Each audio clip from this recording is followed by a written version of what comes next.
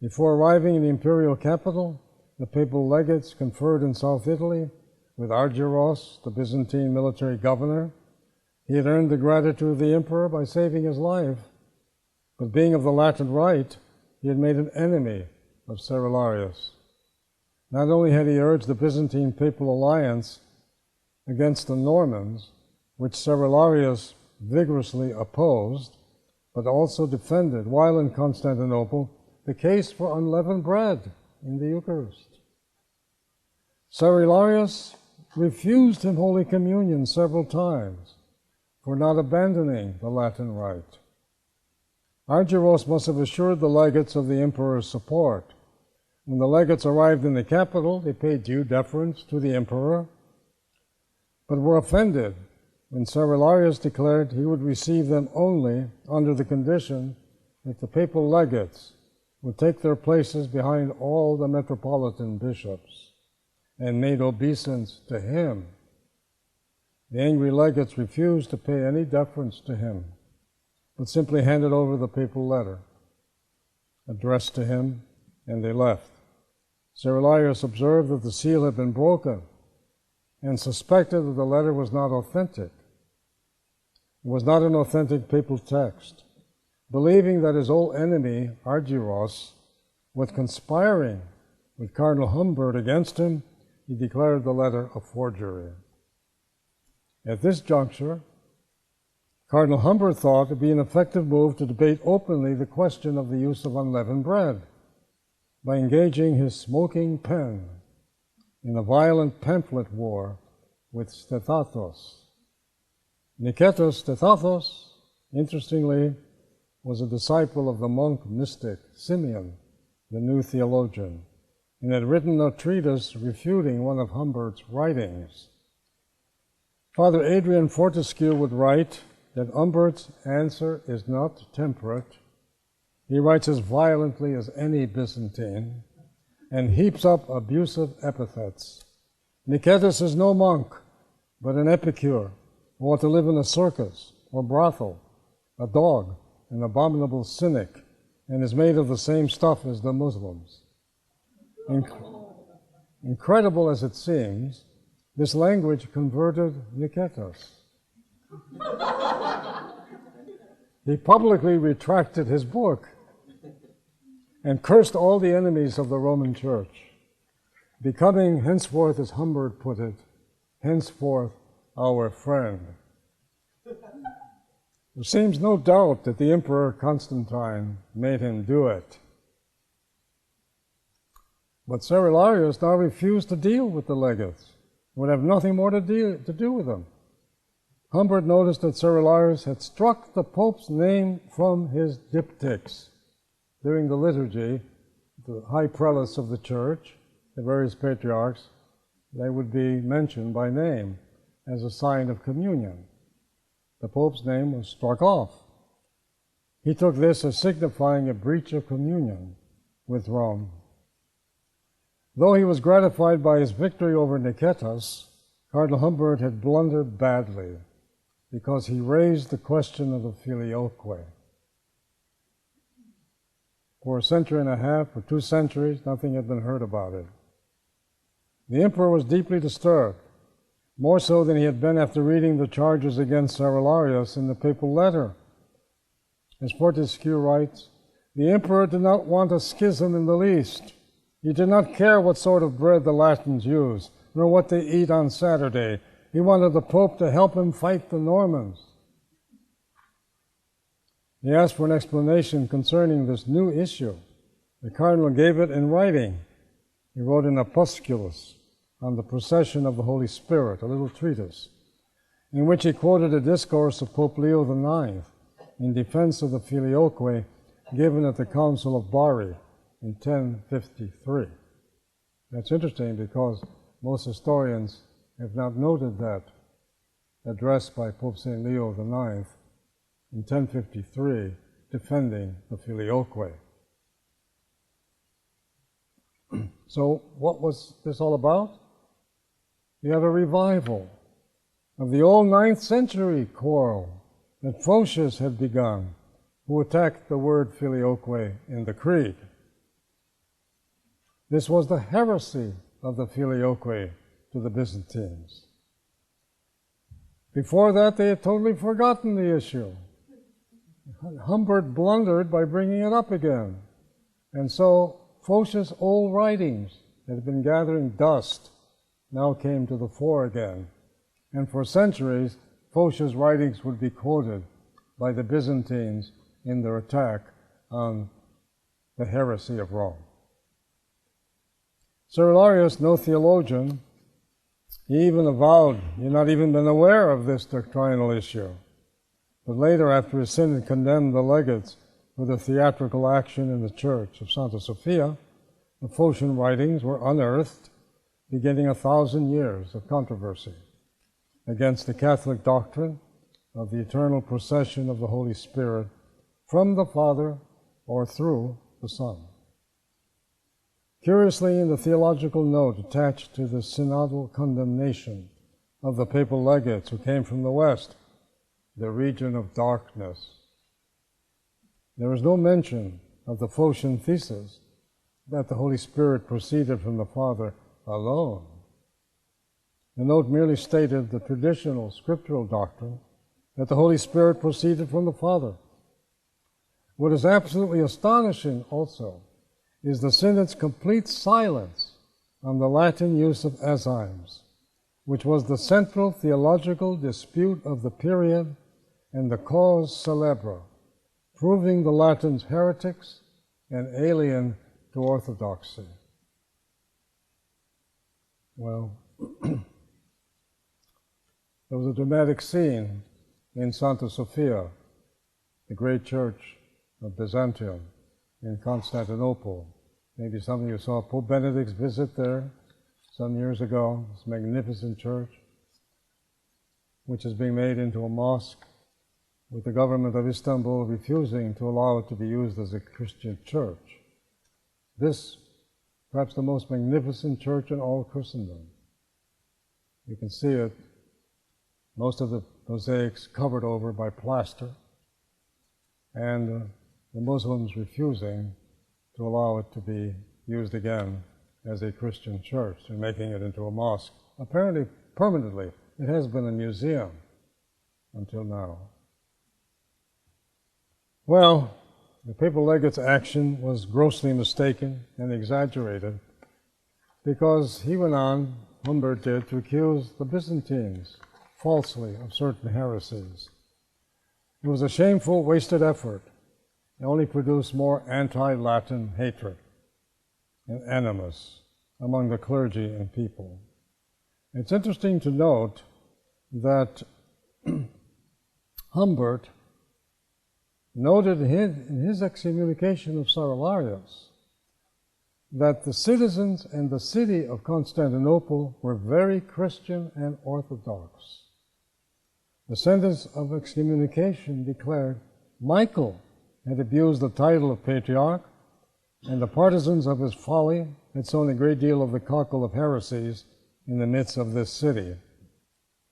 And in his own synod's condemnation of the papal legates, where they have an exchange of mutual excommunications, notice, Cerularius was careful to exempt the Pope himself from any censure, preferring to regard the legates as impostors and emissaries of his enemy, Argyros, and the Pope's letter as a forgery by Argyros.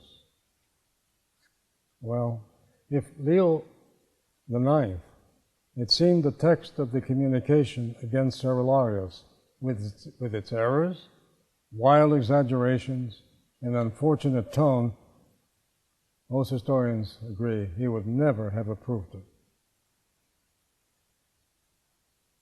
The Pope had died just as the embassy reached the imperial city, so he couldn't prevent the consequent scandals and the resultant harm to Latin-Byzantine relations. Cerularius burnt the notice of excommunication and presided over a synod that condemned the impostor legates in phrases taken from the famous encyclical letter of Photius to the Eastern Patriarchs. So you see again the connection between Photius and Cerularius. the same anti-Latin animus. Remember, in his quarrels with the Franks over the Bulgarian situation, Photius had declared the Latins impious men and compared them to wild boars, muddying the waters of true religion. So Cerularius, you see, revived liturgical and doctrinal grievances, but falsely accused the legates of condemning the entire Byzantine Church. In his second letter to Peter, the Irenic and rather tolerant patriarch of Antioch, Cerularius sought to justify his persecution of Latins in the capital and a renewed campaign against the Latins by such means of such falsehoods as why the Pope's name hadn't appeared in the Byzantine diptychs since the Sixth Ecumenical Council. He piled up more grievances than Photius did. Unleavened bread, fasting on Saturdays, celibacy, shaving of beards, eating unclean foods, the filioque, Latin refusal to venerate the relics of the saints, or pray to the great Greek fathers of the Church. Peter replied to Cerularius, agreeing about the filioque, but refuted other accusations. He urged forbearance and understanding towards the Latins, calling them our brothers, and saying that we should not expect from these barbarians the same manners as we find among our civilized people. He went on prophetically to plead with Cerularius. Note this, I beg you, I implore you, and in spirit I embrace your sacred feet and entreat your divine beatitude to give way and to accommodate itself to circumstances, for it is to be feared that you, in trying to heal these differences, may only make a schism, which is worse, and that in trying to lift them up, you may cause a great calamity. I would not ask for anything more than the correction of the creed. Consider what would certainly happen if that great first and apostolic see be divided from our holy churches. Wickedness would spread everywhere, and the whole world would be upset. The kingdoms of all the earth would be shaken. Everywhere would be much woe, everywhere tears. Modern historians agree that visible communion between Rome and various patriarchs and bishops in the East continued, this estrangement, these quarrels, until a real schism formally came into place after the sack of Constantinople in 1204 and the fatal rejection of the Reunion Council of Lyon that St. Bonaventure attended and to which St. Thomas Aquinas was going until he fell ill and died. Curiously, as a distinguished Byzantine scholar, J.M. Hussey, noted, the Humbert-Cerularius quarrel, as resulting in a formal schism, made virtually no impact at the time on Byzantine society and gets hardly a mention in contemporary writings. The Assumptionist scholar, who was a great Byzantine historian, Venance Grumel, may be said to make the final judgment on the whole affair. Great as the responsibility of Cardinal Humbert seems to us, it was nonetheless far more measuring up to that of Michael Cerularius. It is quite evident that Humbert, at least, was concerned about achieving Christian unity. He thought that by acting as he did, a strengthening of ecclesiastical ties would result. The arrogancy of his comportment may be partially explained by the conventions of the age. No one at least can cast aspersions upon his upright intentions. One cannot unfortunately say as much for his adversary, Cerularius, who endeavored in every way to obstruct reconciliation. The responsibility for the first attack must be laid at his door, and it was he also who, profiting by the hostility created by a century of political friction over Charlemagne being set up as emperor in the West, And you have the disciplinary and liturgical differences. Raised up an impossible wall between the two churches. The great Russian prelate, Metropolitan Platon, in the 19th century said, "The walls of separation, at least, do not go up to heaven." And there is hope in that. Cerularius turned into a breach. They could easily turn into a schism in the proper sense of the term, a division of an ecclesiastical and religious nature. It is for this reason that the date 1054 has always been identified with the name of Michael Cerularius. But again, remember, these were personal excommunications. They did not affect the churches as a whole. The papal legates did not condemn the entire Byzantine Church, and Cerularius did not condemn the entire Western Church. What you have here, truly, as you look at the history of it, a real circus, a comedy of errors, misinformation, with tragic results that have lasted to this very day. I was watching the Vesper service in Rome, presided over by Pope Francis. In attendance was the Metropolitan Gennadios, sent by the Ecumenical Patriarch Bartholomew. It was wonderful to see those Eastern prelates there in that great Catholic ceremony that was distinguished by truly beautiful, sacred music.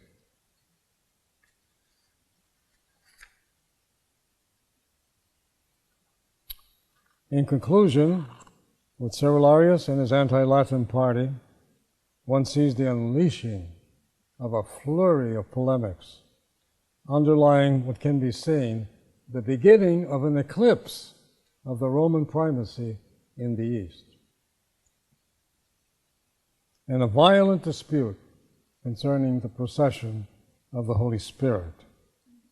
In Peter's second letter to Cerularius, you already see the emergence of an exaggerated theory of pentarchy in the church, that you had to have the consents of the 5 patriarchs of the church: Rome, Alexandria, Antioch, Jerusalem. The 5 patriarchs necessary for any major decision to be made. And there you have a sort of subtle undermining of the universality of papal jurisdiction and authority in the church. Only conclude that this idea of the church being governed by a majority rule of 5 patriarchs, with the 4 Eastern patriarchs dominated by the one in Constantinople, was to assume a new role or a new concept of the church, with the ecumenical patriarch being the chief defender of orthodoxy.